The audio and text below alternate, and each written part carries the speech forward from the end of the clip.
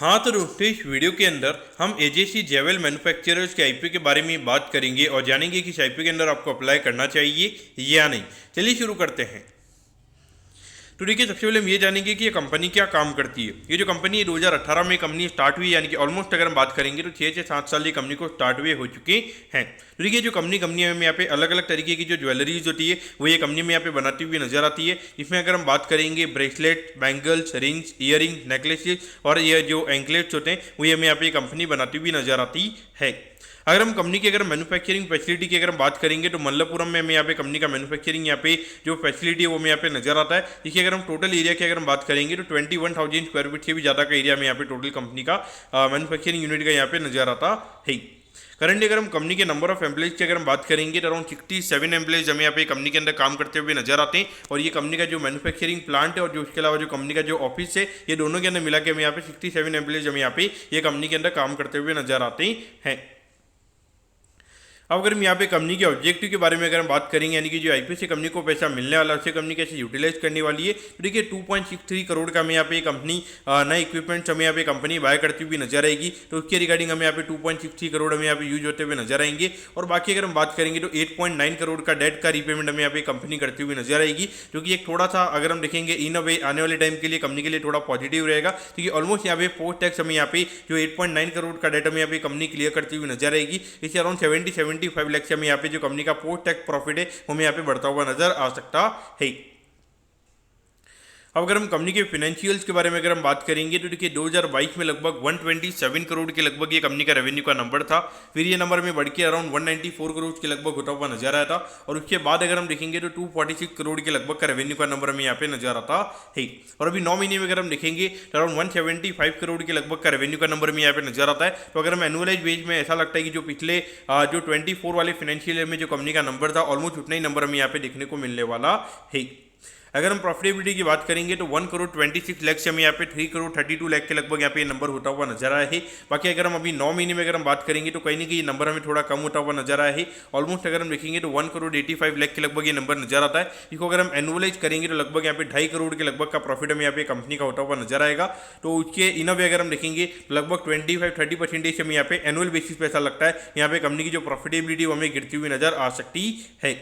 अगर हम कंपनी के नंबर्स को देखिए अगर हम देखेंगे तो यहाँ पे कहीं ना कहीं जो कंपनी का नेट प्रॉफिट मार्जिन वाला नंबर है वो हमें यहाँ पे काफी कम नजर आता है। ऐसा लगता है कि लगभग 1% के नेट प्रॉफिट मार्जिन पे कंपनी में काम करती हुई नजर आती है। वो कहीं ना कहीं देखा जाए तो ये जो फैक्टर है यहाँ पे कहीं ना कहीं देखेंगे तो मार्केट को थोड़ा नेगेटिव लगेगा, क्योंकि ऑलमोस्ट अगर आपका 1% का अगर आपका नेट प्रॉफिट मार्जिन है और अगर वहाँ पर अगर आपको ज़्यादा इक्विटी मल्टीप्लायर नहीं मिलता है तो वहाँ पे ऑलमोस्ट आपको 15-20 टाइम आपका यहाँ पे ईयरली कम से कम एसेट टर्नओवर रेशियो होना चाहिए। जो कहीं ना कहीं अगर हम देखेंगे जैसे जैसे यहाँ पे कंपनी का कैपिटल साइज हमें बढ़ता हुआ नजर आएगा वहाँ पे कहीं ना कहीं 15 से 20 टाइम का एसेट टर्नओवर रेशियो करना वहाँ पे काफ़ी ज़्यादा मुश्किल वहाँ पे हो जाएगा। तो पॉइंट से अगर यहाँ पे इतना ज़्यादा एसेट टर्नओवर रेशियो अगर ये कंपनी का नहीं निकलेगा तो वहाँ पे 15-20% का आरओई करने में यहाँ पे कंपनी को काफ़ी ज़्यादा दिक्कत हमें यहाँ पे आने वाले टाइम पे होती भी नजर आ सकती है। इसीलिए यहाँ पे अगर कंपनी को पी एक्सपांशन की अगर रिक्वायरमेंट है तो वहाँ पे कहीं ना कहीं यहाँ पे कंपनी को थोड़ा मार्जिन अपने इंप्रूव करने पड़ेंगे, तभी हमें यहाँ पे थोड़ा पी एक्सपांशन का स्कोप हमें यहाँ पे कंपनी के अंदर नजर आएगा। अब अगर हम आईपीओ की डिटेल्स के बारे में अगर हम बात करेंगे तो देखिए 23 जून को ये आईपीओ में स्टार्ट होता हुआ नजर आएगा और 26 जून को ये आईपीओ में क्लोज होता हुआ नजर आएगा। अगर हम प्राइस बैंड के बारे में अगर हम बात करेंगे तो 95 रुपीज़ पर शेयर पे कंपनी में शेयर देती हुई नजर आ रही है और 1200 शेयर का लॉट शेयर हमें यहाँ पे कंपनी का नजर आता है, यानी कि एक लॉट को अप्लाई करने के लिए लगभग 1,14,000 रुपये यहाँ पर आपको लगने वाले हैं। अगर हम इश्यू की अगर हम बात करेंगे तो 15 करोड़ 39 लाख के लगभग का आईपीओ का इश्यू साइज हमें यहाँ पे नजर आता है और ये पूरा पैसा कंपनी के पास में हमें जाता हुआ नजर आएगा। और इसमें अगर हम रिटेल कोटा की अगर हम बात करेंगे तो अराउंड 35% के लगभग हमें यहाँ पे ये कंपनी का रिटेल कोटा हमें यहाँ पे नजर आता है, यानी कि लगभग 5 करोड़ के जो शेयर है वो यहाँ पे रिटेल के पास में जाते हुए नजर आएंगे। अब अगर हम लिस्टिंग की अगर हम बात करेंगे तो बीएसई के एसएम प्लेटफॉर्म पर ये कंपनी में लिस्ट होती हुई नजर आएगी। अब अगर हम आईपीओ के टाइम टेबल के बारे में अगर हम बात करेंगे तो देखिए 27 तारीख को आपको पता चल जाएगा कि आपको अलॉटमेंट मिला है, यानी अलॉटमेंट नहीं मिलता है तो 30 तारीख को रिफंड मिल जाएगा। 30 तारीख को आपके डीमेट अकाउंट में शेयर आ जाएंगे अगर आपको अलॉटमेंट मिलता है और यहाँ पे 1 तारीख को ये कंपनी में लिस्ट होती हुई नजर आएगी। अब अगर हम यहाँ पे कंपनी के वैल्यूएशन के पैरामीटर्स की अगर हम बात करेंगे तो देखिए ऑलमोस्ट यहाँ पे अराउंड 56 करोड़ के मार्केट कैप पे कंपनी का आईपीओ में आता हुआ नजर आ रहा है। तो अभी ये जो 24 की जो कंपनी की अर्निंग है उसके हिसाब से अगर हम बात करेंगे तो लगभग 17-18 के पी रेशियो पे ये कंपनी का आईपीओ में आता हुआ नजर आ रहा है। वैल्यूएशन वाइज अगर हम बात करेंगे तो डेफिनेटली कोई इतना ज्यादा कॉस्टली आपको नहीं लगेगा, लेकिन अगर हम देखेंगे एक normal kind of business model में यहाँ पे कंपनी का नजर आता है, काफी लो मार्जिन बिजनेस है। तो लॉन्ग टर्म के हिसाब से अगर हम बात करेंगे तो कहीं ना कहीं यहाँ पे 20-25 से ज्यादा का पी रेशियो मिलना मेरे हिसाब से काफी ज्यादा मुश्किल यहाँ पे रहेगा, क्योंकि मार्केट को हमेशा यहाँ पे डर रहेगा कि जो ग्रोथ हमें यहाँ पे आती हुई नजर आ रही है, अगर वो ग्रोथ एकदम से अगर यहाँ पे गायब हो जाती है तो वहाँ पे कहीं एकदम से कंपनी लॉस में तो नहीं आ जाएगी। तो इस पॉइंट से मुझे नहीं लगता कि मार्केट यहाँ पे लॉन्ग टर्म में 20-25 से ज्यादा का पी रेशियो में यहाँ पे देता हुआ नजर आएगा।